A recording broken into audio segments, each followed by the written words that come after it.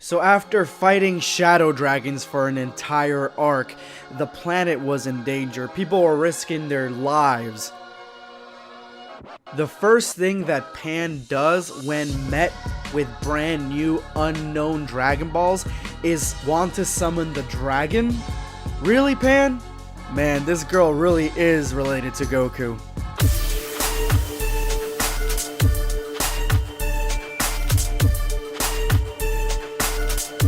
Know your place, worm. Prepare yourself. Damn Saiyan. You ever wonder what happened after GT? I never did. But you guys have been recommending Dragon Ball New Age for me to review for like the longest time since I've been reviewing fan-made mangas. I've gotten a plethora of comments saying, read Dragon Ball New Age, review Dragon Ball New Age, make a video on Dragon Ball New Age. So what is Dragon Ball New Age? So this story starts out with an introduction, and right off the bat we know that Hercule is dead, Krillin is dead, and Goku is dead. And I thought out of the other two, Goku was probably the most interesting case, because I could have sworn at the end of Dragon Ball GT he flew off with the dragon, and the Dragon Balls kind of went inside his body. So I don't know if that was him symbolically dying, if that's what was implied, or if just for Dragon Ball New Age they kind of twisted that a little bit and made him die. So unfortunately Hercule has gotten a virus, and he was looking for a successor for the champion of the world, and he picked Android 18, or number 18, because she was the one that defeated him, or almost defeated him, at the World Martial Arts Tournament. And I like this. Honestly, I could probably read a whole fan manga based on Android 18 being the protector of planet Earth. That would be pretty fantastic in my opinion. But we don't start off that way. We start off with Pan and Trunks. They are heading to the celebration of number 18 becoming the protector of the world.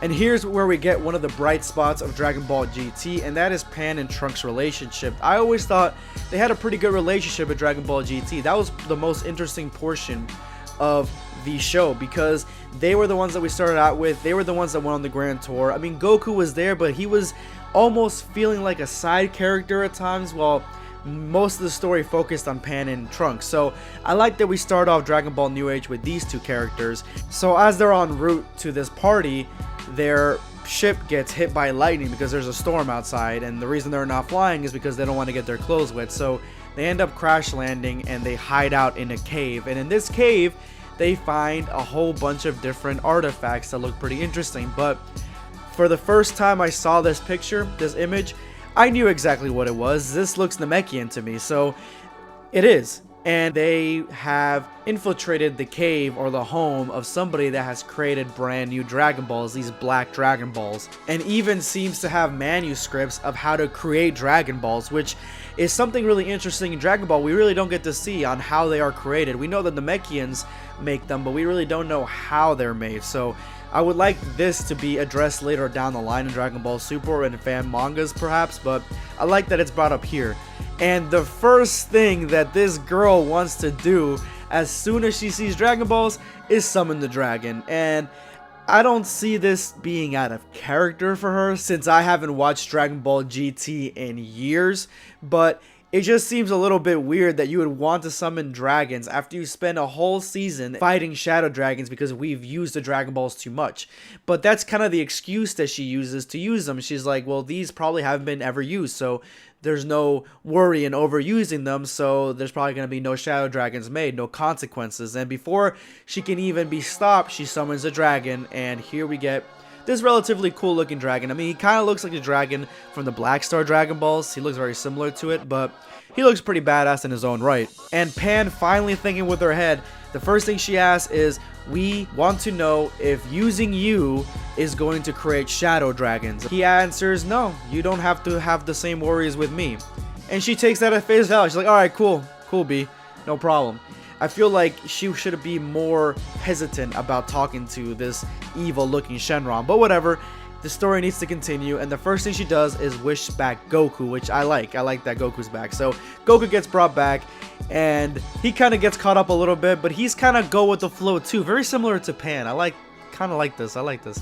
And he wants to wish something on the Dragon Balls as well. So he wishes that the Black Star Dragon Balls, which are stone right now, remain inert and they cannot be used anymore. And the dragon is like, you know what, they're not even functional right now, so they cannot nullify my own magic or whatever it is that they use. And so boom, the threat of the Black Star Dragon Balls is done.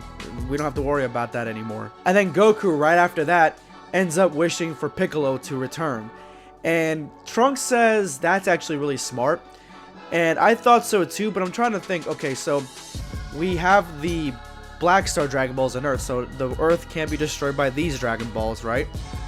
Now we brought Piccolo back, so that means we bring back the original Dragon Balls, right? Or since he absorbed them in GT, are they not coming back? I guess I'm missing the reason for bringing Piccolo back. If one of you guys want to explain that in the comment section, I would appreciate it.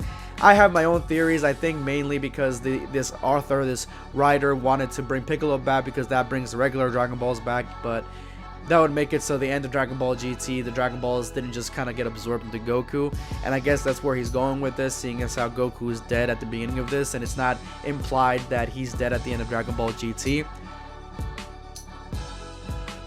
Still, I like that Piccolo's back too. I mean, he deserves to get out of hell anyway. So we end up finally making it to this party.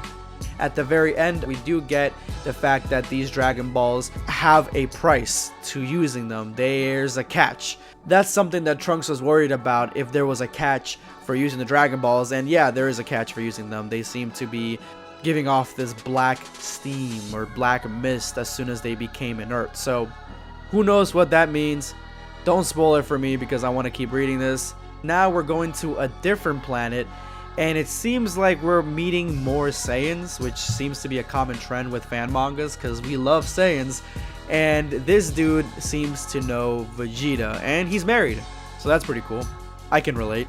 Ultimately, I'm interested in what Dragon Ball New Age has to offer.